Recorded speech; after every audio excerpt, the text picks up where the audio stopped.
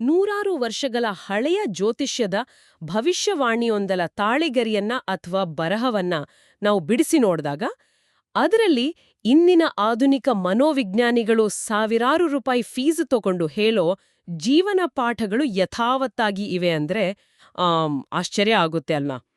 ಖಂಡಿತ ಆಗುತ್ತೆ. ಅಂದ್ರೆ ಸಾಮಾನ್ಯವಾಗಿ ಜನ ಭವಿಷ್ಯವಾಣಿ ಅಂದ್ರೆ ಆಕಾಶದಲ್ಲಿನ ಗ್ರಹಗಳ ಚಲನೆ ಇರ್ಬೋದು, ಹೌದು, ಅಥವಾ ಯಾವುದೋ ದೊಡ್ಡ ಪವಾಡ ಆಕಾಶದಿಂದ ಉದುರುವ ಅದೃಷ್ಟ ಅಂತ ಅಂದ್ಕೊಳ್ತಾರೆ. ನಿಜ.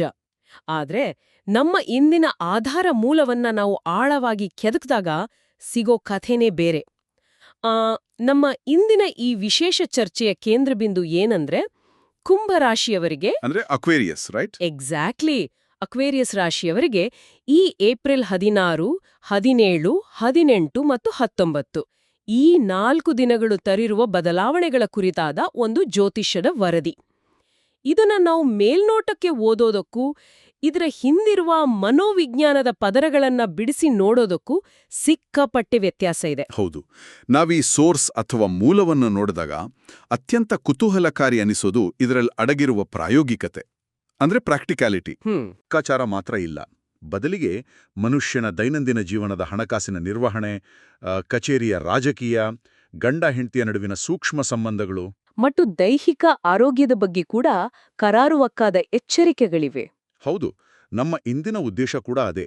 ಈ ಭವಿಷ್ಯವಾಣಿಯ ಹೊದಿಕೆಯನ್ನು ತೆಗೆದು ಒಳಗೆ ಅಡಗಿರುವ ಶುದ್ಧ ಮಾನವ ವರ್ತನೆಯ ವಿಜ್ಞಾನವನ್ನ, ಅಂದ್ರೆ ಹ್ಯೂಮನ್ ಬಿಹೇವಿಯರ್ನ ಅರ್ಥ ಮಾಡ್ಕೊಳ್ಳೋದು. ಖಂಡಿತ. ಆದ್ರೆ ಈ ಚರ್ಚೆಗೆ ಇಳಿಯೋ ಮುನ್ನ ಈ ಮೂಲದಲ್ಲಿರುವ ಒಂದು ತಮಾಷೆಯ ಆದರೆ ಅಷ್ಟೇ ವಾಸ್ತವಿಕವಾದ ಮಾಹಿತಿಯನ್ನ ನಾನು ಶೇರ್ ಮಾಡ್ಕೊಳ್ಳೇಬೇಕು. ಓಹೋ, ಆ ಜಾಹೀರಾತಿನ ಬಟ್ಟೆ ತಾನೇ? ಹೌದು. ಇದರಲ್ಲಿ ಶ್ರೀ ರೇಣುಕಾ ಯಲ್ಲಮ್ಮ ತಾಯಿ ಜ್ಯೋತಿಷ್ಯಾಲಯದ ಗುರು ಪಿ ಲಕ್ಷ್ಮಣರಾಜು ಅವರ ಜಾಹೀರಾತು ಕೂಡ ಸೇರ್ಕೊಂಡಿದೆ. ಅವರು ಪ್ರೀತಿ, ಮದುವೆ, ಸಂತಾನ, ಉದ್ಯೋಗ, ರಾಜಕೀಯದ ಸಮಸ್ಯೆಗಳಿಂದ ಹಿಡಿದು ಗಂಡ ಹೆಂಡತಿ ಜಗಳ ಅಷ್ಟೇ ಅಲ್ಲ, ಯಾವುದೇ ದೈಹಿಕ ಕಾಯಿಲೆಗಳಿಗೂ ವನಮೂಲಿಕೆ ವೈದ್ಯಕೀಯ ಪರಿಹಾರವನ್ನು ನೀಡ್ತಾರೆ ಅಂತೆ ಅಲ್ವಾ? ಎಕ್ಸಾಕ್ಟ್ಲಿ. ಅಂದ್ರೆ ಮನುಷ್ಯನ ಆತಂಕಗಳು ಎಷ್ಟು ವೈವಿಧ್ಯಮಯವಾಗಿವೆ ಅಂದ್ರೆ ಅವನಿಗೆ ರಾಜಕೀಯದ ಟಿಕೆಟಿಂದ ಹಿಡಿದು ಹೊಟ್ಟೆ ನೋವಿನ ತನಕ ಎಲ್ಲದಕ್ಕೂ ಒಂದೇ ಕಡೆ ಪರಿಹಾರ ಬೇಕಾಗಿರುತ್ತೆ ಅನ್ನೋದು ಇದರಿಂದ ಗೊತ್ತಾಗುತ್ತೆ. ನಿಜ. ಇದು ಮನುಷ್ಯನ ಅಸಹಾಯಕತೆಯನ್ನು ತೋರಿಸುತ್ತೆ. ನಾವು ಯಾವತ್ತಿಗೂ ಒಂದು ರೆಡಿಮೇಡ್ ಸೊಲ್ಯೂಷನ್ ಹುಡುಕ್ತೀವಿ. ಹೌದು. ಇರ್ಲಿ, ಈ 4 ದಿನಗಳ ಅಂದ್ರೆ ಏಪ್ರಿಲ್ 16ರಿಂದ 19ರವರೆಗಿನ ಒಟ್ಟಾರೆ ಸಂದೇಶವನ್ನ ನಾವು ಗಮನಿಸಿದ್ರೆ ಒಂದು ಮಾತು ಬಹಳ ಸ್ಪಷ್ಟವಾಗಿ ಎದ್ದು ಕಾಣುತ್ತೆ. ಅದೇನಂದ್ರೆ ಭಾವೋದ್ವೇಗಕ್ಕಿಂತ ಬುದ್ಧಿವಂತಿಕೆಗೆ ಹೆಚ್ಚು ಪ್ರಾಮುಖ್ಯತೆ ಕೊಡಿ ಅನ್ನೋದು. ಇದು ಕೇಳೋಕೆ ಬಹಳ ಸರಳ ಅನಿಸಿದ್ರೂ ರಿಯಲ್ ಲೈಫಲ್ಲಿ ಪಾಲ್ಸೋದಷ್ಟೇ ಕಷ್ಟ ಅಲ್ವಾ? ಖಂಡಿತ ಕಷ್ಟ. ಯಾಕಂದ್ರೆ ಮನುಷ್ಯ ಮೂಲತಃ ಭಾವನಾತ್ಮಕ ಜೀವಿ. ತನಗೆ ಅತಿಯಾದ ಸಂತೋಷವಾದಾಗ ಅಥವಾ ವಿಪರೀತ ದುಃಖವಾದಾಗ ಮೆದುಳಿನ ತಾರ್ಕಿಕ ಭಾಗ ಕೆಲಸ ಮಾಡೋದನ್ನೇ ನಿಲ್ಲಿಸ್ಬಿಡುತ್ತೆ. ರೈಟ್. ನಾವು ತಕ್ಷಣ ರಿಯಾಕ್ಟ್ ಮಾಡ್ತೀವಿ. ಎಕ್ಸಾಕ್ಟ್ಲಿ. ತಕ್ಷಣ ಪ್ರತಿಕ್ರಿಯಿಸುವ ಪ್ರವೃತ್ತಿ ನಮ್ಮಲ್ಲಿದೆ. ಆದರೆ ಈ ಮೂಲವು ಸ್ಪಷ್ಟವಾಗಿ ಎಚ್ಚರಿಸ್ತಾ ಇದೆ, ಈ 4 ದಿನಗಳಲ್ಲಿ ತೆಗೆದುಕೊಳ್ಳುವ ನಿರ್ಧಾರಗಳು ಮುಂದಿನ ಭವಿಷ್ಯವನ್ನ ಶಾಶ್ವತವಾಗಿ ರೂಪಿಸುವ ಶಕ್ತಿ ಹೊಂದಿವೆ ಅಂತ. ಹಾಗಾಗಿ ಒಂದು ಹೆಜ್ಜೆ ಹಿಂದಿಟ್ಟು ತರ್ಕಬದ್ಧವಾಗಿ ಯೋಚಿಸಬೇಕು ಅಂತ ಹೇಳ್ತಿದ್ದಾರೆ. ಇದು ಜ್ಯೋತಿಷ್ಯದ ಭಾಷೆಯಲ್ಲಿ ಹೇಳಿದ್ರು, ವಾಸ್ತವದಲ್ಲಿ ಇದು ಇಂಪಲ್ಸ್ ಕಂಟ್ರೋಲ್. ಅಂದ್ರೆ ನಮ್ಮ ಹಠಾತ್ ಪ್ರಚೋದನೆಗಳನ್ನ ಕಂಟ್ರೋಲ್ ಮಾಡುವ ಒಂದು ಮನೋವಿಜ್ಞಾನದ ಪಾಠವಷ್ಟೇ ಅಂತೀರಾ? 100ಕ್ಕೆ 100. ಈ ಇಂಪಲ್ಸ್ ಕಂಟ್ರೋಲ್ ಎಲ್ಲಿ ಅತಿ ಹೆಚ್ಚು ಬೇಕಾಗತ್ತೆ ಅಂದ್ರೆ ಅದು ಹಣಕಾಸಿನ ವಿಚಾರದಲ್ಲಿ ಅಂತ ನನಗನ್ನಿಸ್ತೆ. ಹೌದು, ಪಕ್ಕ. ಈ ವರದಿಯ ಪ್ರಕಾರ ಗುರುವಾರ ಮತ್ತು ಶುಕ್ರವಾರದ ಹೊತ್ತಿಗೆ ಆರ್ಥಿಕ ಸ್ಥಿರತೆ ಬರಲಿದೆ, ಹಳೆಯ ಬಾಕಿ ಹಣ ಕೈ ಸೇರುವ ಸಾಧ್ಯತೆಗಳಿವೆ ಅಂತ ಭವಿಷ್ಯ ನುಡಿಯಲಾಗಿದೆ. ಆದರೆ ಅದರ ಬೆನ್ನಲ್ಲೇ ಬಹಳ ವಿಚಿತ್ರವಾದ ಒಂದು ಕಠಿಣ ಎಚ್ಚರಿಕೆಯನ್ನು ಕೊಟ್ಟಿದ್ದಾರೆ. ಹಣ ಬರುತ್ತೆ ಅಂತ ಖರ್ಚು ಮಾಡಬಾರದು ಅನ್ನೋತಾನೆ. ಹೌದು. ಹಣ ಬರುತ್ತಿದೆ ಅಂತ ತಾತ್ಕಾಲಿಕ ಖುಷಿಗಾಗಿ ಅನಗತ್ಯ ಖರ್ಚು ಮಾಡಬಾರದು ಮತ್ತು ಯಾರೋ ಒತ್ತಾಯ ಮಾಡಿದರು ಅಂತ ಎಲ್ಲೆಂದೆಲ್ಲರಲ್ಲಿ ಇನ್ವೆಸ್ಟ್ ಮಾಡಬಾರದು ಅಂತ ಹೇಳಲಾಗಿದೆ. ಇಲ್ಲಿ ನನಗೊಂದು ಗೊಂದಲ ಇದೆ. ಹೇಳಿ. ಜ್ಯೋತಿಷ್ಯದಲ್ಲಿ ನಿಮ್ಮ ಅದೃಷ್ಟದ ಬಾಗಿಲು ತೆರೆದಿದೆ, ಹಣ ಹರಿದು ಬರುತ್ತೆ ಅಂತ ಹೇಳುವಾಗ ಇಷ್ಟೊಂದು ಭಯ ಬೀಡಿಸುವ ಎಚ್ಚರಿಕೆ ಯಾಕೆ? ಅದೃಷ್ಟ ಇದ್ರೆ ಆ ಹಣ ನಮ್ಮಲ್ಲೇ ಉಳಿಯಬೇಕಲ್ವಾ? ನೋಡಿ, ಇಲ್ಲೇ ಮನೋವಿಜ್ಞಾನದ ಅಸಲಿ ಆಟ ಶುರುವಾಗೋದು. ಬಿಹೇವಿಯರಲ್ ಎಕನಾಮಿಕ್ಸ್ ಅಂತೀವಲ್ಲ, ಅಂದ್ರೆ ವರ್ತನ ಆರ್ಥಿಕತೆಯಲ್ಲಿ ವಿಂಡ್ಫಾಲ್ ಗೇನ್ಸ್ ಬಗ್ಗೆ ಸಾಕಷ್ಟು ಸ್ಟಡಿ ಮಾಡಿದ್ದಾರೆ. ವಿಂಡ್ಫಾಲ್ ಗೇನ್ಸ್ ಅಂದ್ರೆ ದಿಢೀರಂತ ಬರುವ ಲಾಭ, ರೈಟ್? ಹೌದು. ಮನುಷ್ಯನಿಗೆ ಕಷ್ಟಪಟ್ಟು ದುಡಿದ 100 ರೂಪಾಯಿಗಿಂತ ಇದ್ದಕ್ಕಿದ್ದಂತೆ ಸಿಕ್ಕ 1000 ರೂಪಾಯಿಯ ವ್ಯಾಲ್ಯೂ ಅಥವಾ ಮೌಲ್ಯ ಕಡಿಮೆ ಅನ್ಸುತ್ತೆ. ಲಾಟ್ರಿ ಹೊಡೆದ ಬಹುಪಾಲು ಜನ ಕೆಲವೇ ವರ್ಷಗಳಲ್ಲಿ ಮತ್ತೆ ಬೀದಿಗೆ ಬರೋದು ಇದೇ ಕಾರಣಕ್ಕೆ. ಹೌದಲ್ವಾ? ಇನ್ನೇನು ನನ್ನ ಕಷ್ಟವೆಲ್ಲ ತೀರ್ತು ಅನ್ಕೊಂಡು ಅನಗತ್ಯವಾಗಿ ಐಷಾರಾಮಿ ವಸ್ತುಗಳಿಗೆ ಖರ್ಚು ಮಾಡೋದು, ಕಣ್ಣಿಗೆ ಕಂಡಿದ್ದನ್ನೆಲ್ಲ ಖರೀದಿಸೋ ಪ್ರವೃತ್ತಿ ಜಾಗೃತವಾಗುತ್ತೆ. ಈ ಭವಿಷ್ಯವಾಣಿಯು ಆ ಮನಸ್ಥಿತಿಗೆ ಲಗಾಮ್ ಹಾಕ್ತಾ ಇದೆ. ಅಂದ್ರೆ ಹಣ ಬರೋದು ಅದೃಷ್ಟ ಇರ್ಬೋದು, ಆದ್ರೆ ಅದನ್ನ ಉಳಿಸ್ಕೊಳ್ಳೋದು ನಮ್ಮ ಶಿಸ್ತು ಮತ್ತು ವಿವೇಕ ಅನ್ನೋ ಎಚ್ಚರಿಕೆ ಇದು. ಎಕ್ಸಾಕ್ಟ್ಲಿ. ನನಗೀಗ ಅರ್ಥ ಆಗ್ತಿದೆ, ಇದು ಒಂಥರ ದಿಢೀರಂತ ಸಿಕ್ಕ ಹಣವನ್ನ ಟ್ರೆಡ್ಮಿಲ್ ಮೇಲೆ ತಿಂಗಳಾನುಗಟ್ಲೆ ಕಷ್ಟಪಟ್ಟು ಕರಗಿಸಿದ ಕ್ಯಾಲರಿಗಳನ್ನ ಒಂದೇ ದಿನದಲ್ಲಿ ಪೂರ್ತಿ ಕೇಕ್ ತಿಂದು ಮತ್ತೆ ವಾಪಸ್ ಪಡ್ಕೊಂಡ ಹಾಗೆ ಅಂತ ಹೇಳ್ಬೋದು. ವಾವ್, ಬಹಳ ಒಳ್ಳೆ ಹೋಲಿಕೆ. ಹೌದು, ನಾವು ಆ ಕ್ಷಣದ ಆನಂದಕ್ಕಾಗಿ ದೀರ್ಘಕಾಲದ ಭದ್ರತೆಯನ್ನ ಬಲಿ ಕೊಡ್ತೀವಿ. ಯಾರೋ ಗೆಳೆಯರು ಬಂದು ಇಲ್ಲಿ ಹಣ ಹಾಕು ಡಬಲ್ ಆಗುತ್ತೆ ಅಂದಾಗ ಕೈಯಲ್ಲಿ ಕಾಸಿರೋ ಕಾರಣಕ್ಕೆ ನಾವು ಕುರುಡಾಗಿ ಒಪ್ಕೊಳ್ತೀವಿ. ಪ್ರತಿ ರೂಪಾಯಿಯಲ್ಲೂ ಒಂದಷ್ಟು ಉಳಿತಾಯ ಮಾಡಬೇಕು ಎಂಬ ಈ ಮೂಲದ ಪಾಠ ಅದೃಷ್ಟದ ಮೇಲಿನ ಅತಿಯಾದ ಡಿಪೆಂಡೆನ್ಸಿಯನ್ನ ಅಂದ್ರೆ ಅವಲಂಬನೆಯನ್ನ ಮುರಿಯುತ್ತೆ. ಸರಿಯಾಗಿ ಹೇಳಿದ್ರಿ. ಹಣಕಾಸಿನ ಶಿಸ್ತು ಅನ್ನೋದು ಕೇವಲ ಬ್ಯಾಂಕ್ ಅಕೌಂಟ್ಗೆ ಸೀಮಿತ ಅಲ್ಲ, ಅದು ನಮ್ಮ ವ್ಯಕ್ತಿತ್ವದ ಪ್ರತಿಫಲನ. ಇದೇ ನಿಯಂತ್ರಣವನ್ನ ಕಚೇರಿ ಮತ್ತು ವ್ಯಾಪಾರದ ಜಾಗದಲ್ಲಿ ಅಪ್ಲೈ ಮಾಡೋ ಬಗ್ಗೆ ಈ ಮೂಲ ಬಹಳ ಆಳವಾದ ಅನಾಲಿಸಿಸ್ ನೀಡಿದೆ. ಕಚೇರಿ ವಿಚಾರದಲ್ಲೂ ಇದೆಯಾ? ಹೌದು. ಗುರುವಾರ ಮತ್ತು ಶುಕ್ರವಾರ ಉದ್ಯೋಗಿಗಳಿಗೆ ಬಹಳ ಪಾಸಿಟಿವ್ ಆದ ದಿನಗಳು ಅಂತ ಹೇಳಲಾಗಿದೆ. ಕಚೇರಿಯಲ್ಲಿ ಮಾಡುವ ಒಂದು ಸಣ್ಣ ಕೆಲಸವೂ ದೊಡ್ಡ ಗುರುತಿಸುವಿಕೆಯನ್ನ ತರುತ್ತೆ ಅಂತೆ. ವಾವ್, ಒಳ್ಳೆ ವಿಚಾರ. ಅಷ್ಟೇ ಅಲ್ಲ, ತಂಡದೊಂದಿಗೆ ಅಥವಾ ಕೊಲೀಗ್ಸ್ ಜೊತೆ ಉತ್ತಮ ಸಮನ್ವಯ ಇರುತ್ತೆ ಅಂತನೂ ಹೇಳಿದ್ದಾರೆ. ಆದ್ರೆ ನೈಜ ಸವಾಲು ಶುರುವಾಗೋದೇ ಶನಿವಾರದಿಂದ. ನೋಡಿ, ಇದನ್ನೇ ನಾನ್ ನಿಮ್ಮಲ್ಲಿ ಕೇಳ್ಬೇಕು ಅಂತ ಇದ್ದೆ. ಶನಿವಾರದ ದಿನ ಕೆಲ್ಸದಲ್ಲಿ ವಿಮರ್ಶೆ, ಕಠಿಣ ಟೀಕೆ ಅಥವಾ ಹೆಚ್ಚುವರಿ ಜವಾಬ್ದಾರಿಯಿಂದ ವಿಪರೀತ ಒತ್ತಡ ಬರ್ಬೋದು. ಹಾಗಾಗಿ ಕೋಪದ ಬದಲು ಶಾಂತವಾಗಿ ಪ್ರತಿಕ್ರಿಯಿಸಬೇಕು ಅಂತ ಆ ಮೂಲದಲ್ಲಿ ಹೇಳಲಾಗಿದೆ. ಹೋಲು. ಆದ್ರೆ ನಂಗಿದು ಸ್ವಲ್ಪ ವಿಚಿತ್ರ ಅನಿಸ್ತಾ ಇದೆ. ಸಾಮಾನ್ಯವಾಗಿ ಶನಿವಾರ ಅಂದ್ರೆ ವಾರಾಂತ್ಯ ಅಲ್ವಾ? ಕಚೇರಿಗಳಲ್ಲಿ ಕೆಲ್ಸದ ಪ್ರೆಷರ್ ಕಡಿಮೆ ಇರುತ್ತೆ, ಜನ ಸ್ವಲ್ಪ ರಿಲ್ಯಾಕ್ಸ್ ಆಗೋ ಮೂಡ್ನಲ್ಲಿರ್ತಾರೆ. ಮೇಲ್ನೋಟಕ್ಕೆ ಹಾಗೆ ಅನ್ಸುತ್ತೆ. ಅಂಥದ್ರಲ್ಲಿ ಶನಿವಾರದಂದೇ ಕೆಲಸದ ಒತ್ತಡ, ಟೀಕೆಗಳು ಹೆಚ್ಚಾಗ್ತವೆ ಅನ್ನೋದು ಹೇಗೆ ಸಾಧ್ಯ? ಇದೇನು ಕಚೇರಿ ಕೆಲಸದ ವಾಸ್ತವವೋ ಅಥವಾ ಇದರಲ್ಲಿ ಬೇರೆನಾದ್ರೂ ಒಳಾರ್ಥ ಇದೆಯೋ? ವಾಸ್ತವದಲ್ಲಿ ಇದು ಎರಡೂ ಹೌದು. ಮೊದಲನೇದಾಗಿ, ವಾರದ ಕೊನೆಯ ದಿನಗಳಲ್ಲಿ ಟಾರ್ಗೆಟ್ ಮುಟ್ಟುವ ತರಾತುರಿ ಎಲ್ಲರಿಗೂ ಇರುತ್ತೆ. ವಾರ ಪೂರ್ತಿ ಬಾಕಿ ಉಳಿಸ್ಕೊಂಡ ಕೆಲಸಗಳೆಲ್ಲ ಶನಿವಾರದ ಹೊತ್ತಿಗೆ ಪರ್ವತದಂತೆ ಬೆಳೆದು ನಿಂತಿರ್ತವೆ. ಅದು ನಿಜ, ಡೆಡ್ಲೈನ್ಸ್ ಹತ್ರ ಬಂದಿರುತ್ತೆ. ಎರಡನೆಯ ಮತ್ತು ಅತಿ ಮುಖ್ಯವಾದ ಕಾರಣ ಅಂದ್ರೆ ಮಾನಸಿಕ ಬಳಿಕೆ ಅಥವಾ ಬರ್ನ್ಔಟ್. ಸೋಮವಾರದಿಂದ ಶುಕ್ರವಾರವರೆಗೆ ಕಚೇರಿಯ ರಾಜಕೀಯ, ಟ್ರಾಫಿಕ್ ಕಿರಿಕಿರಿ ಎಲ್ಲವನ್ನೂ ಸಹಿಸಿಕೊಂಡ ಮನುಷ್ಯನ ತಾಳ್ಮೆ ಶನಿವಾರದ ಹೊತ್ತಿಗೆ ಸಂಪೂರ್ಣವಾಗಿ ಬತ್ತಿ ಹೋಗಿರುತ್ತೆ.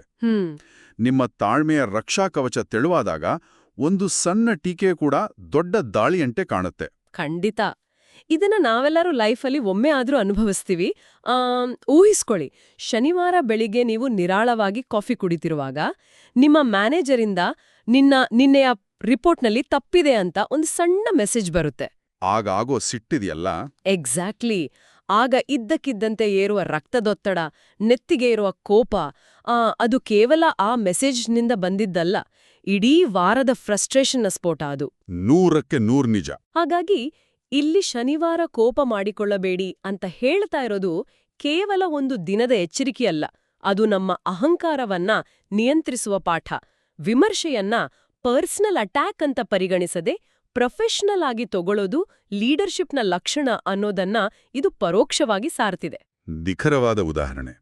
ವ್ಯಾಪಾರಸ್ಥರಿಗೂ ಇದೇ ಮಾತನ್ನ ಹೇಳಿದ್ದಾರೆ. ಹೊಸ ಅವಕಾಶಗಳು, ಡೀಲ್ಗಳು ಬರಬಹುದು, ಆದರೆ ಆತುರಬಾರದು, ಒಪ್ಪಂದಗಳ ಬಗ್ಗೆ ಕ್ಲಾರಿಟಿ ಇರಬೇಕು ಅಂತ. ತಾಳ್ಮೆ ಇಲ್ಲದೆ ಹೋದ್ರೆ ಕೇವಲ ಉದ್ಯೋಗ ಅಲ್ಲ, ವ್ಯಾಪಾರವೂ ಹಾಳಾಗುತ್ತೆ. ರೈಟ್.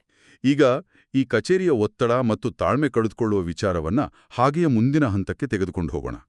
ಮನುಷ್ಯ ತನ್ನ ಕಚೇರಿಯ ಕೋಪವನ್ನ ಎಲ್ಲಿ ತೋರಿಸ್ತಾನೆ? ಸಹಜವಾಗಿ ತನ್ನ ಮನೆಯಲ್ಲಿ, ತನ್ನ ಪ್ರೀತಿಪಾತ್ರರ ಮೇಲೆ ತಾನೆ. ಹೌದು.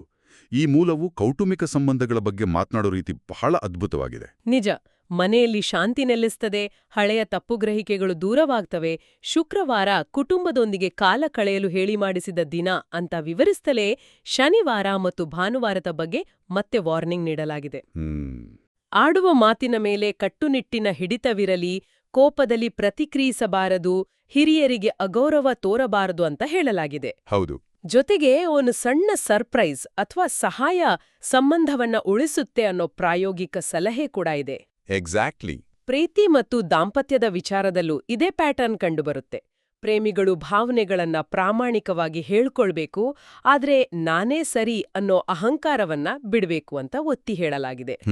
ಅಹಂಕಾರ ಬಿಡುವುದು ಬಹಳ ಮುಖ್ಯ. ಆದ್ರೆ ನನ್ನ ಪ್ರಶ್ನೆ ಏನಂದ್ರೆ, ಶುಕ್ರವಾರ ರೊಮ್ಯಾಂಟಿಕ್ ಆಗಿದ್ದು ಶನಿವಾರ ದಿಢೀರ್ನೆ ತಪ್ಪುಗ್ರಹಿಕೆಗಳು ಶುರುವಾಗ್ತವೆ ಅಂತ ವಾರದ ದಿನಗಳ ಆಧಾರದ ಮೇಲೆ ಇಮೋಷನ್ಸ್ನ ವಿಂಗಡಿಸುವುದು ಸ್ವಲ್ಪ ಅತಿ ಅನ್ಸೋದಿಲ್ವಾ? ಮೇಲ್ನೋಟಕ್ಕೆ ಹಾಗೆ ಅನ್ಸೋದು ಸಹಜ. ಆದರೆ ಇದರ ಹಿಂದಿನ ಜೀವನ ಶೈಲಿಯ ಮಾದರಿ ಅಂದ್ರೆ ಲೈಫ್ ಸ್ಟೈಲ್ ಪ್ಯಾಟರ್ನ್ ಅನ್ನು ಗಮನಿಸು. ಓಕೆ. ಶುಕ್ರವಾರ ಸಂಜೆ ಅನ್ನೋದು ವಾರದ ಕೆಲಸ ಮುಗಿದ ನಿರಾಳತೆಯ ಸಮಯ. ಆ ನಿರಾಳತೆಯಲ್ಲಿ ಸಂಬಂಧಗಳು ಮಧುರವಾಗಿ ಕಾಣುತ್ತವೆ. ಆದರೆ ಶನಿವಾರ ಮತ್ತು ಭಾನುವಾರ ಗಂಡ ಹೆಂಡತಿ ಅಥವಾ ಇಡೀ ಕುಟುಂಬ ಪೂರ್ಣ ಸಮಯವನ್ನು ಒಟ್ಟಿಗೆ ಕಳೆಯುವಾಗ ಆ ವಾರಪೂರ್ತಿ ಮುಚ್ಚಿಟ್ಟಿದ್ದ ಅಸಮಾಧಾನಗಳು ಹೊರಬರ್ತವೆ. ಅಂದ್ರೆ ಹೆಚ್ಚು ಹೊತ್ತು ಜೊತೆಗಿದ್ದಾಗ ಘರ್ಷಣೆ ಆಗುವ ಸಾಧ್ಯತೆ ಹೆಚ್ಚು ಅಂತ. ಹೌದು. ವಾರದ ದಿನಗಳಲ್ಲಿ ನಾವು ಕಚೇರಿಯಲ್ಲಿ ಒಂದು ಪ್ರೊಫೆಷನಲ್ ಮುಖವಾಡ ಧರಿಸಿರ್ತೀವಿ. ವಾರಾಂತ್ಯದಲ್ಲಿ ಆ ಮುಖವಾಡ ಕಳಚಿದಾಗ ನಮ್ಮ ನಿಜವಾದ ಸುಸ್ತಾದ ಸಿಡುಕಿಲ ವ್ಯಕ್ತಿತ್ವ ಹೊರಬರುತ್ತೆ. ನಿರೀಕ್ಷೆಗಳ ನಡುವಿನ ಕಂದಕಗಳು ಕಾಣಿಸ್ತವೆ. ಓಹೋ, ಅಂದ್ರೆ ವಾರಾಂತ್ಯದ ಜಗಳಗಳು ನಕ್ಷತ್ರಗಳ ದೋಷದಿಂದಲ್ಲ, ಬದಲಾಗಿ ನಮ್ಮ ಮುಖವಾಡ ಕಳಚುವ ಪ್ರಕ್ರಿಯೆಯಿಂದಾಗುವಂಥದ್ದು. ಎಕ್ಸಾಕ್ಟ್ಲಿ. ಹಾಗಾದ್ರೆ ಈ ನಾನೇ ಸರಿ ಅನ್ನೋ ಅಹಂಕಾರವನ್ನ ಬಿಡುವುದೇ ಸಂಬಂಧಗಳ ಏಕೈಕ ರಹಸ್ಯವೇ? ಅಹಂಕಾರ ಬಿಡುವುದು ಅಂದ್ರೆ ಪ್ರತಿಯೊಂದಕ್ಕೂ ತಲೆಬಾಗಿ ಸಾರಿ ಕೇಳೋದಾ? ಖಂಡಿತ ಅಲ್ಲ. ಅಹಂಕಾರ ಬಿಡುವುದು ಅಂದ್ರೆ ನಿಮ್ಮ ಸ್ವಾಭಿಮಾನವನ್ನ ಬಿಟ್ಕೊಡೋದು ಅಂತಲ್ಲ. ಅದು ನನ್ನ ದೃಷ್ಟಿಕೋನ ಮಾತ್ರ ಸರಿ, ಬೇರೆಯವ್ರದು ತಪ್ಪು ಎನ್ನುವ ಮುಂಡುತನವನ್ನ ಬಿಡುವುದು. ರೈಟ್, ಮುಂಡುತನ ಬಿಡಬೇಕು. ಹೌದು. ಪ್ರೀತಿ ಅನ್ನೋದು ಕೇವಲ ನಾನು ನಿನ್ನನ್ನು ಪ್ರೀತಿಸುತ್ತೇನೆ ಅಂತ ಹೇಳುವ ಮಾತಲ್ಲ. ಅದು ಕೃತಿಯಲ್ಲಿ ಅಂದ್ರೆ ಆಕ್ಷನ್ನಲ್ಲಿ ವ್ಯಕ್ತವಾಗಬೇಕು. ಈ ಮೂಲವು ಹೇಳುವ ಒಂದು ಸಣ್ಣ ಸರ್ಪ್ರೈಸ್ ನೀಡಿ ಅಥವಾ ಸಹಾಯ ಮಾಡಿ ಎಂಬ ಸಾಲುಗಳು ಇದನ್ನೇ ಸೂಚಿಸುತ್ತವೆ. ಮನೆಯ ಕೆಲಸಗಳಲ್ಲಿ ಒಂದು ಸಣ್ಣ ಕೈಜೋಡಿಸುವಿಕೆ 100 ಕ್ಷಮಾಪಣೆಗಳಿಗಿಂತ ಹೆಚ್ಚು ಇಫೆಕ್ಟಿವ್ ಆಗಿರುತ್ತೆ. ನಿಜ. ಜ್ಯೋತಿಷ್ಯದ ಚೌಕಟ್ಟಿನಲ್ಲಿ ಇಂಥದೊಂದು ಆಳವಾದ ಕೌನ್ಸೆಲಿಂಗ್ ಅಡಗಿದೆ ಅನ್ನೋದೇ ಒಂದು ದೊಡ್ಡ ವಿಸ್ಮಯ. ಹೌದು. ಮಾನಸಿಕ ಒತ್ತಡ, ಕಚೇರಿಯ ಜಗಳ, ಮನೆಯಲ್ಲಿನ ಅಸಮಾಧಾನ ಇವೆಲ್ಲವೂ ಮನುಷ್ಯನ ದೇಹದ ಮೇಲೆ ನೇರವಾದ ಪರಿಣಾಮ ಬೀರ್ತವೆ ತಾನೆ.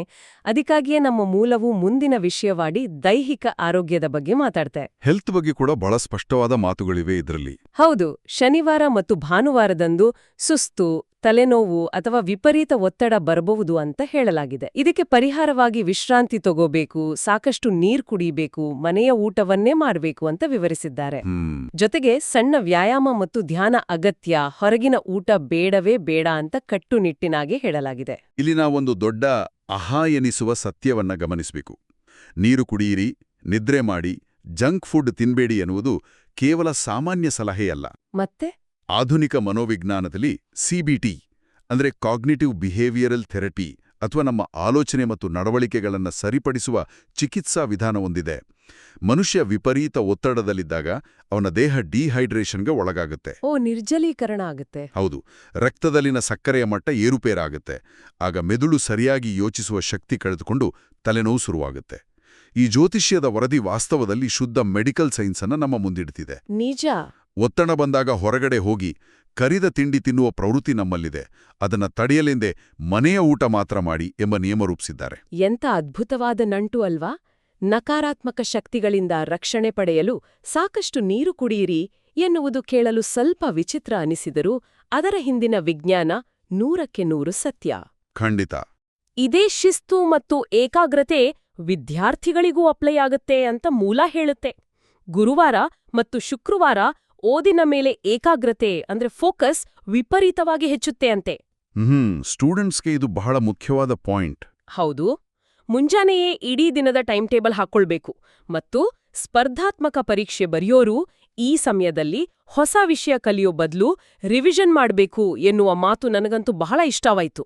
ಹೊಸ ವಿಷಯ ಯಾಕೆ ಕಲಿಬಾರ್ದು ಅಂದ್ರೆ ನೋಡಿ, ಹೊಸದನ್ನ ಕಲಿಬೇಡಿ ಅಂತ ಯಾಕೆ ಹೇಳ್ತಾರೆ ಅಂದ್ರೆ ಅದನ್ನ ನಾನು ಅಡಿಗೆಗೆ ಹೋಲಿಸ್ತೀನಿ. ಅಡಿಗೆಗೆ? ಹೇಗೆ? ಹೌದು. ಈಗ ಊಹಿಸ್ಕೊಳ್ಳಿ, ನಾಳೆ ದೊಡ್ಡ ಹಬ್ಬ, ಮನೆಗೆ 10 ಜನ ನೆಂಟ್ರು ಬರ್ತಾರೆ ಅಂದ್ಕೊಳ್ಳೋಣ. ಆ ಹೊತ್ತಿನಲ್ಲಿ ಮನೆಯ ಅಡಿಗೆಯೋರು ಯೂಟ್ಯೂಬ್ ನೋಡಿ ತಮಗೆ ಗಂಧಗಾಳಿಯೂ ಗೊತ್ತಿಲ್ಲದ ಹೊಸ ಅಡಿಗೆಯನ್ನ ಟ್ರೈ ಮಾಡಿದ್ರೆ ಏನಾಗತ್ತೆ? ಖಂಡಿತ ರಿಸ್ಕ್ ಅದು. ಎಕ್ಸಾಕ್ಟ್ಲಿ. ಇಡೀ ಅಡಿಗೆಯೂ ಕೆಟ್ಟು ಅವರ ಕಾನ್ಫಿಡೆನ್ಸ್ ಲೆವೆಲ್ ಪಾತಾಳಕ್ಕೆ ಕುಸಿಯುತ್ತೆ. ಅದರ ಬದಲು ತಮಗೆ ಚೆನ್ನಾಗಿ ತಿಳಿದಿರುವ ತಮ್ಮ ಕೈರುಚಿ ಇರುವ ಅತ್ಯುತ್ತಮ ಅಡಿಗೆಯನ್ನೇ ಮಾಡಿದ್ರೆ ಎಲ್ರೂ ಹೊಗಳ್ತಾರೆ ಅಲ್ವಾ? ವಾವ್, ಬಹಳ ಸೂಕ್ತವಾದ ಉದಾಹರಣೆ. ಪರೀಕ್ಷೆಯ ಹಿಂದಿನ ದಿನ ಹೊಸ ವಿಷಯ ಓದುವುದು ಕೂಡ ಹಾಗೆಯೇ. ಅದು ತಲೆಗೂ ಹೋಗೋದಿಲ್ಲ, ಇರೋ ಆತ್ಮವಿಶ್ವಾಸವನ್ನೂ ಕಸಿದುಕೊಳ್ಳುತ್ತೆ. ಇದಕ್ಕಿಂತ ಅದ್ಭುತವಾದ ಉದಾಹರಣೆ ಇನ್ನೊಂದಿಲ್ಲ. ನೀವು ಹೇಳಿದ್ದು 100% ಸತ್ಯ. ಒತ್ತಡದ ಸಮಯದಲ್ಲಿ ನಮ್ಮ ಮೆದುಳಿನ ವರ್ಕಿಂಗ್ ಮೆಮೊರಿ ಕಡಿಮೆಯಾಗಿರುತ್ತೆ. ಓ, ವರ್ಕಿಂಗ್ ಮೆಮೊರಿ. ಹೌದು. ಹೊಸ ಮಾಹಿತಿ ಪ್ರಕ್ರಿಯೆ ಮಾಡಲು ಮೆದುಳು ವಿಪರೀತ ಶ್ರಮ ಪಡಬೇಕಾಗುತ್ತೆ.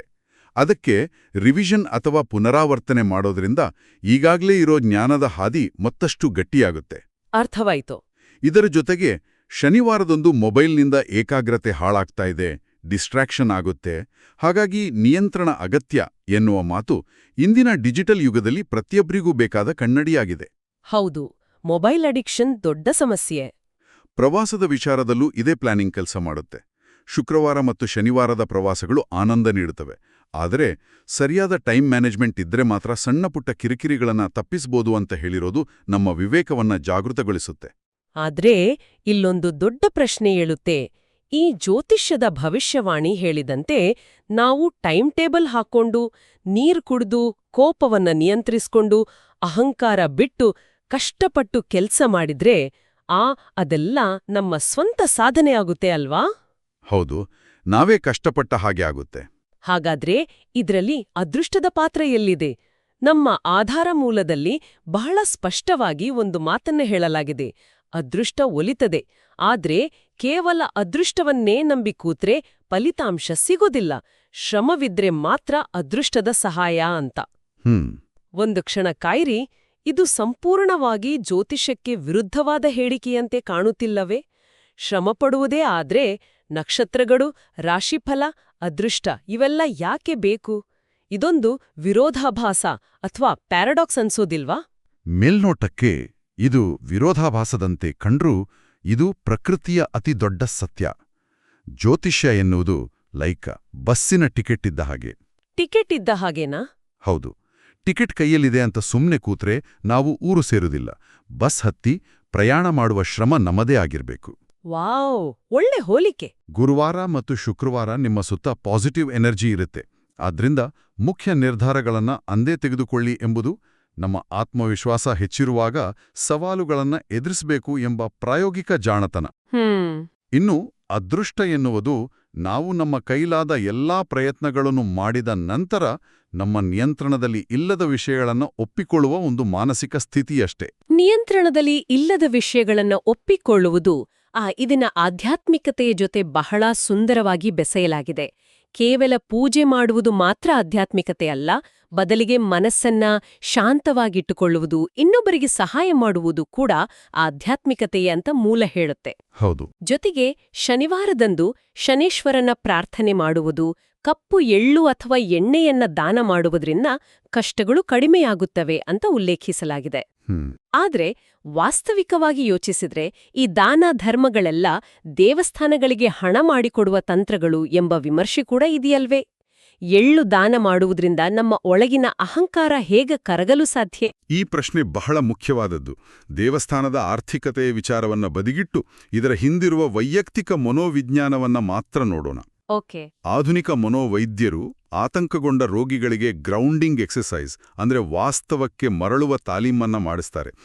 ದಾನ ಮಾಡೋದು ಪ್ರಾಚೀನ ಕಾಲದ ಅಂಥದೇ ಒಂದು ಗ್ರೌಂಡಿಂಗ್ ತಂತ್ರ. ದಾನ ಮಾಡೋದು ಒಂದು ಗ್ರೌಂಡಿಂಗ್ ತಂತ್ರನ? ಹೌದು. ನಾವು ಯಾವುದನ್ನಾದರೂ ದಾನ ಮಾಡುವಾಗ ಭೌತಿಕವಾಗಿ ನಮ್ಮಿಂದ ಏನನ್ನೋ ಬಿಟ್ಟು ಕೊಡುತ್ತಿದ್ದೇವೆ ಎನ್ನುವ ಸ್ಪರ್ಶದ ಅನುಭವವಾಗುತ್ತೆ. ಇದು ನಾನು, ನನ್ನದು, ನನ್ನ ಸಂಪತ್ತು ಎನ್ನುವ ಆಲೋಚನಾ ಸರಪಳಿಯನ್ನ ತುಂಡಿರಿಸುತ್ತೆ. ರೈಟ್, ಮನುಷ್ಯನಿಗೆ ಅಟ್ಯಾಚ್ಮೆಂಟ್ ಹೋಗುತ್ತೆ. ಜೊತೆಗೆ ಎಳ್ಳು ಮತ್ತು ಎಣ್ಣೆ ದಾನ ಮಾಡೋದು ಕೇವಲ ಸಂಕೇತ. ನನ್ನೊಳಗಿನ ನಕಾರಾತ್ಮಕ ಯೋಚನೆಗಳನ್ನ, ಅಹಂಕಾರವನ್ನ ನಾನು ಈ ಮೂಲಕ ಹೊರ ಹಾಕುತ್ತಿದ್ದೇನೆ ಅಂತ ನಮ್ಮ ಸಬ್ಕಾನ್ಷಿಯಸ್ ಮೈಂಡ್ಗೆ ಅಂದ್ರೆ ಉಪಪ್ರಜ್ಞೆಗೆ ನಾವು ಕೊಡುವ ಸಂದೇಶ ಅದು. ಕಷ್ಟಗಳಿಂದ ಓಡಿ ಹೋಗದೆ ಅದನ್ನ ಎದುರಿಸುವ ಮಾನಸಿಕ ಸ್ಥೈರ್ಯವನ್ನ ಕಟ್ಟಿಕೊಡುವ ಆಚರಣೆಗರಿವು. ಅದ್ಭುತ. ಅಂದ್ರೆ ದಾನ ಮಾಡೋದು ದೇವರಿಗೆ ಕೊಡುವ ಲಂಚ ಅಲ್ಲ, ಅದು ನಮ್ಗೆ ನಾವೇ ಕೊಟ್ಕೊಳ್ಳುವ ಮಾನಸಿಕ ಚಿಕಿತ್ಸೆ. ಎಕ್ಸಾಕ್ಟ್ಲಿ. ಇದನ್ನೆಲ್ಲ ಒಟ್ಟುಗೂಡಿಸಿ ನೋಡಿದಾಗ ಈ 4 ದಿನಗಳ ಜ್ಯೋತಿಷ್ಯದ ಭವಿಷ್ಯವಾಣಿ ಅನ್ನೋದು ಕೇವಲ ಗ್ರಹಗತಿಗಳ ಲೆಕ್ಕಾಚಾರವಾಗಿ ಉಳಿಯೋದಿಲ್ಲ. ಇದು ಭಾವನೆಗಳ ಉದ್ವೇಗವನ್ನ ತಡೆದು ಬುದ್ಧಿಗೆ ಕೆಲಸ ಕೊಡುವ ಎಚ್ಚರಿಕೆ. ಹೌದು. ಹಣವನ್ನ ನೀರಿನಂತೆ ಖರ್ಚು ಮಾಡದೆ ಉಳಿತಾಯ ಮಾಡುವ ಆರ್ಥಿಕ ಶಿಸ್ತು. ಕಚೇರಿಯ ಬಾಸ್ ಬೈದಾಗಲೋ ಅಥವಾ ಮನೆಯಲ್ಲಿ ಸಂಗಾತಿ ರೇಗಿದಾಗಲೋ ನಾನೇ ಸರಿ ಅನ್ನೋ ಅಹಂಕಾರವನ್ನ ಬಿಟ್ಟುಕೊಟ್ಟು ಶಾಂತವಾಗಿರುವ ಸಂಯಮ. ಖಂಡಿತ. ಪರೀಕ್ಷೆಯ ಹೊತ್ತಿನಲ್ಲಿ ಹೊಸ ಸಾಹಸಗಳಿಗೆ ಕೈಹಾಕದೆ ಗೊತ್ತಿರುವ ವಿಷಯವನ್ನೇ ಗಟ್ಟಿಗೊಳಿಸಿಕೊಳ್ಳುವ ತಂತ್ರ. ಮತ್ತು ಎಲ್ಲದಕ್ಕಿಂತ ಮಿಗಿಲಾಗಿ ಅದೃಷ್ಟದ ಭ್ರಮೆಯಲ್ಲಿ ಕಳೆದು ಹೋಗದೆ ಕಠಿಣ ಶ್ರಮದ ಮೇಲೆ ನಂಬಿಕೆ ಇಡುವ ವಾಸ್ತವಿಕತೆ. ಹೌದು. ಒಟ್ಟಾರೆಯಾಗಿ ಹೇಳೋದಾದ್ರೆ ಇದೊಂದು ದೈನಂದಿನ ಜೀವನದ ಕೈಪಡಿ. ಪ್ರಾಚೀನರು ಜೀವನದ ಮೌಲ್ಯಗಳನ್ನ ಕಥೆಗಳ ಮೂಲಕ, ಗ್ರಹಗಳ ಭಯದ ಮೂಲಕ ಮತ್ತು ಪುಣ್ಯದ ಆಸೆಯ ಮೂಲಕ ಜನಸಾಮಾನ್ಯರಿಗೆ ತಲುಪಿಸ್ತಿದ್ರು ಎಂಬುದಕ್ಕೆ ಇದೊಂದು ಅತ್ಯುತ್ತಮ ಉದಾಹರಣೆ. ನಿಜ. ನಾವು ಇದರ ಕವಚವನ್ನ ತೆಗೆದು ಒಳಗಿನ ಸತ್ವವನ್ನ ಅಂದ್ರೆ ಆ ಕೋರ್ ಮೆಸೇಜ್ನ ಮಾತ್ರ ಸ್ವೀಕರಿಸಬೇಕು. ನಾವೆಲ್ಲರೂ ಈ ಚರ್ಚೆಯ ಆರಂಭದಲ್ಲಿ ಹೇಳಿದಂತೆ ಒಂದು ಸಣ್ಣ ಎಚ್ಚರಿಕೆ, ಒಂದು ಕ್ಷಣದ ತಡೆ ನಮ್ಮ ಜೀವನದ ದಿಕ್ಕನ್ನೇ ಬದಲಾಯಿಸಬಲ್ಲದು. ಈಗ ಈ ಸುದೀರ್ಘವಾದ ಚರ್ಚೆಯ ನಂತರ, ಈ ವರದಿಯಲ್ಲಿರುವ ಪ್ರತಿ ಅಂಶವನ್ನು ಬಿಡಿಸಿ ನೋಡಿದ ನಂತರ ಕೇಳುಗರಿಗೆಲ್ಲ ನಿಮ್ಮೆಲ್ಲರ ಮನಸ್ಸಿನಲ್ಲಿ ಉಳಿಯಬೇಕಾದ, ನಿಮ್ಮನ್ನ ಕಾಡಬೇಕಾದ ಒಂದು ಅಂತಿಮ ಪ್ರಶ್ನೆಯನ್ನ ಕೇಳ್ತೀನಿ. ಹೇಳಿ. ಒಮ್ಮೆ ಕಣ್ಣು ಮುಚ್ಚಿ ಯೋಚಿಸಿ.